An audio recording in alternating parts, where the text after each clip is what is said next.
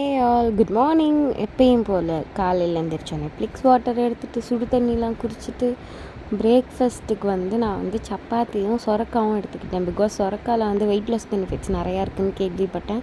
So அதனால் அதுவும் எடுத்துக்கிட்டேன். அதுக்கப்புறம் படிக்க ஸ்டார்ட் பண்ணிட்டேன். ஏன்னா செமஸ்டர் வருது.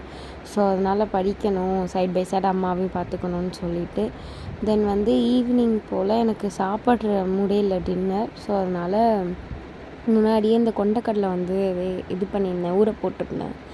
ஸோ அதை நம்மளே ஒரு மாதிரி பண்ணலாம், தாளித்து விட்டுறலாம் அப்படின்னு சொல்லிட்டு அதை வேக வச்சுட்டு அதை வெங்காயம், மிளகா, அப்புறம் இந்த மசாலா பொருட்கள், இதர பொருட்கள்லாம் போட்டு செஞ்சு தாளித்து அதை மட்டும்தான் சாப்பிட்டேன். டீ குடித்தேன். டீயை எடுக்கிறதுக்காக மறந்துட்டேன். ஹாஸ்டலில் இருந்த மாதிரி மெயின்டைன் பண்ண முடியல, பட் ஓகே, அதே வெயிட்டில் மெயின்டைன் ஆகுறேன். பட் இட்ஸ் ஓகே, அதுவும் எனக்கு ஹாப்பி தான். தென் ஷின்சான்லாம் பார்த்தேன். அப்புறம் அம்மாவுக்கு நைட் டேப்லெட்லாம் எடுத்து கொடுத்து டே முடிச்சுக்கிட்டேன். எனக்கு டே இப்படி தான் போச்சு. பை.